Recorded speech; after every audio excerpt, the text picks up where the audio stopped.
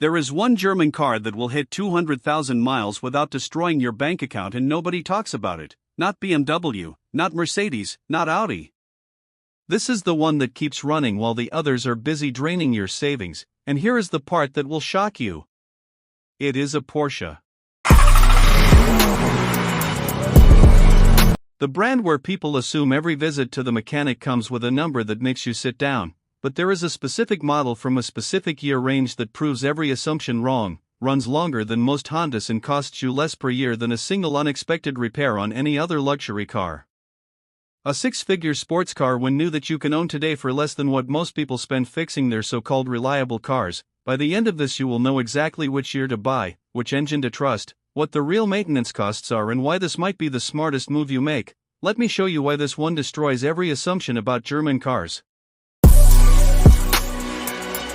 The car I'm talking about is the 2009 to 2012 Porsche 911 Carrera, specifically the 997.2 generation with the 901 engine. This is the sweet spot. This is the one that changes everything you think you know about German car ownership, and here's exactly why this specific year range matters more than anything else.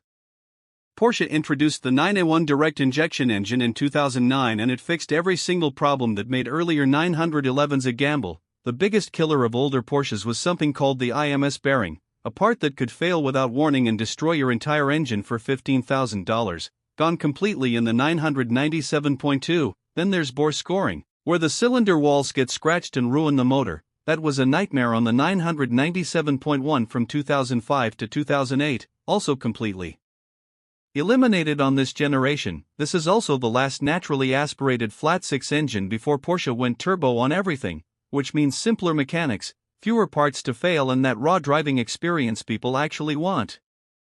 And here's the part that makes this even better: depreciation has already bottomed out on these cars. They've lost about 75% of their value from the original sticker price, which means they're not going to drop much more. You're buying at the most stable point in the curve. Now I'm not talking about the 1999 to 2008 models, those are still IMS bearing lottery tickets. I'm not talking about Cayenne or Macan SUVs, totally different maintenance story. And I'm not talking about turbos or GT3s, those are bulletproof but they cost twice as much to buy and maintain. Yes, this car has issues, but they're predictable and cheap compared to any competitor in this class. Let me show you what actually goes wrong and why it's manageable.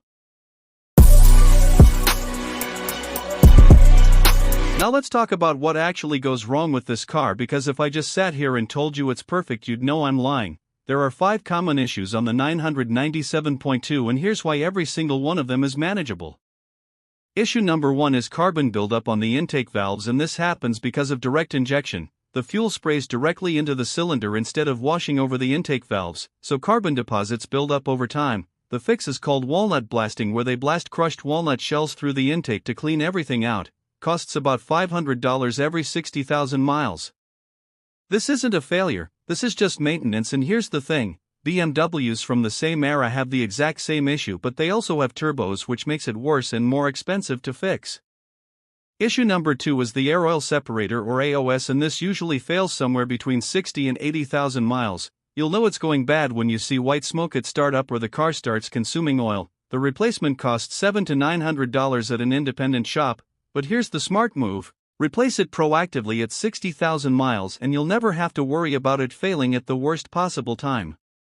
Issue number 3 is coolant pipes, and the plastic pipes on these cars get brittle and crack around 80 to 100,000 miles. The fix is about $1,000 to replace them all with upgraded aluminum pipes, and this is a one-time fix. Those aluminum pipes will outlast the car.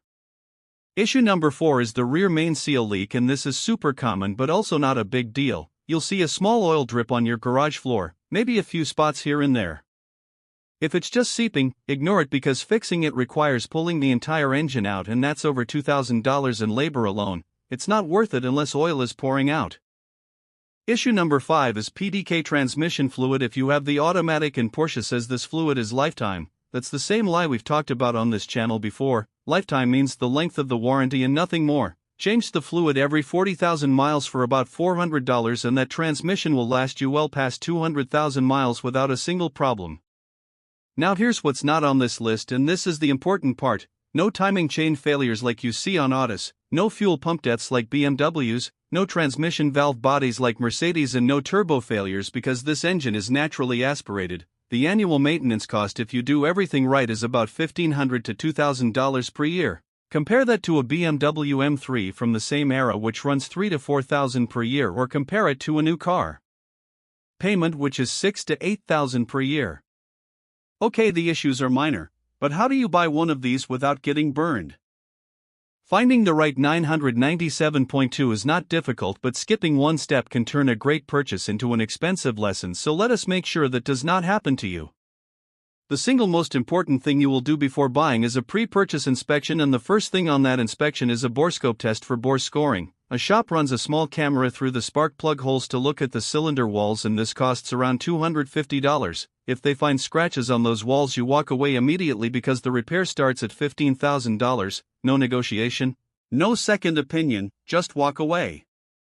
Next, you verify the service records, and you are looking for 3 specific things: oil changes happening every 5,000 miles, not the 10,000 mile factory interval, confirmation that the AOS has been replaced or is coming up for replacement, and documented PDK fluid changes. If the records do not show these things, the previous owner was not maintaining the car correctly and you are inheriting their neglect. Pull an oil sample for $30 and send it to a lab. The analysis tells you what metals are present in the oil, which predicts bearing wear before any symptom appears. $30 that can save you thousands. Finally, get a Porsche-specific diagnostic scan, not a generic code reader, an actual Porsche system scan that costs around $150 and finds issues a standard reader will completely miss. For where to buy, a certified pre-owned example with remaining warranty is the safest entry. A private enthusiast owner with complete records is equally good. Avoid salvage titles, heavily modified cars, and dealers who cannot produce service history. Now for the numbers that will genuinely surprise you. A 2009 to 2012 Carrera sits at $45,000 to $65,000 today, with the sweet spot being 40,000 to 60,000 miles for around $50,000 to $55,000. High mileage examples above 80,000 miles with documented history sit at $40,000 to $45,000. A 2011 BMW M3 costs $35,000 to $45,000 upfront but runs $5,000 more per year in maintenance. You pay less to buy the BMW and pay that difference back every single year you own it. Here is the math that changes everything: $55,000 purchase price, $10,000 in maintenance over 5 years, sell it for $45,000 after 5 years. Your total cost is $20,000 over 5 years, which works out to $4,000 per year to own a Porsche 911. Compare that to a new Toyota Camry at $30,000, subtract $18,000 resale value, add $3,000 in maintenance, and your difference is roughly $1,000 per year. $1,000 per year separates you from a Camry and a Porsche 911. You found the right car and the numbers make sense. Now here is exactly how to keep it bulletproof. You found the car, you did the inspection, now here's exactly how to keep it running for 200,000 miles without major problems. This is the maintenance schedule that actually works, and it's not what Porsche tells you in the owner's manual. Every 5,000 miles you need an oil change with full synthetic, costs about $250 at a shop or $150 if you do it yourself. Don't trust the 10,000 mile interval Porsche recommends. We know how that game works, and it's the same lie every manufacturer tells to make ownership look cheap on paper. Every 40,000 miles you need PDK fluid if you have the automatic for about $400. Coolant flush for $200 and spark plugs for $350 because this flat 6 has 12 plugs total, not 8 like most cars. Every 60,000 miles replace the AOS proactively for $700 to $900. Get the walnut blast carbon cleaning done for $500 and inspect the coolant pipes. If they look brittle, replace them all with aluminum upgrades for about $1,000. Then annually you need brake fluid flushed for $150. Brake pads replaced around 30,000 miles for $700 and a new battery every 4 to 5 years for $250. Total annual cost breaks down like this: oil changes twice per year is $500, brake fluid plus miscellaneous is $250, major services averaged out over the year add another $900, that's $1,650 per year total. Compare that to a BMW 335i at $2,500 to $3,500 per year. An Audi S4 at $2,200 to $3,200 or a Mercedes C63 at $3,000 to $4,500 per year. Porsche maintenance is high compared to a Honda, but it's low compared to every other German performance car in this class. Now here's the part that makes this whole thing make sense financially, and it's the reason buying used at the right point in the depreciation curve is smarter than buying new. Let's compare a brand new 2024 Porsche 911 to a used 997.2 and see what actually happens to your money.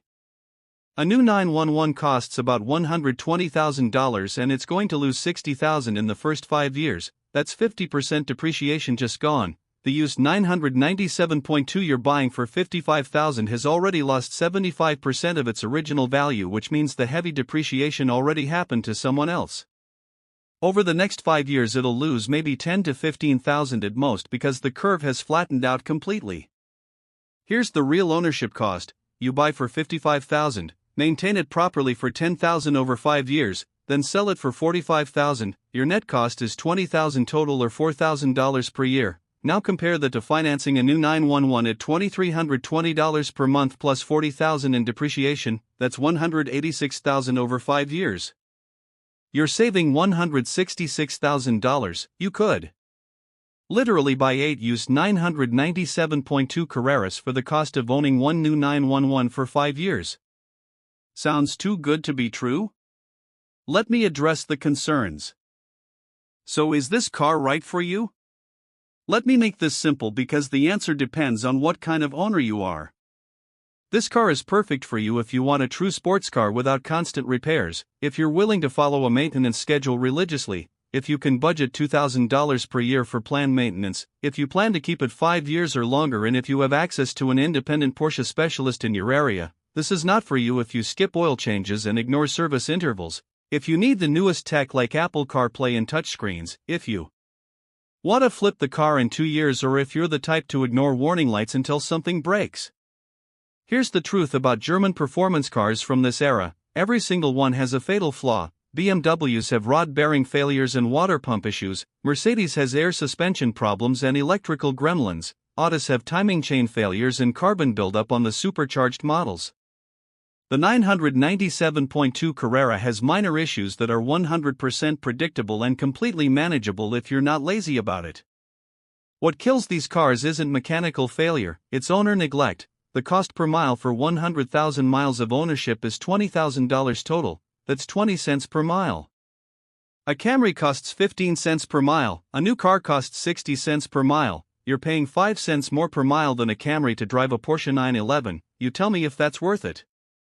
If this helped you understand what it actually costs to own a Porsche, hit subscribe because I break down the real ownership costs on cars the internet gets completely wrong every single week. Here's the bottom line: the difference between a Porsche that becomes a money pit and one that hits 200,000 miles is owner knowledge. It's the exact same pattern we talk about with Japanese cars on this channel. The cars don't fail, the owners fail the cars by skipping maintenance and ignoring problems until they become expensive. You now have the knowledge. The question is whether you'll actually use it.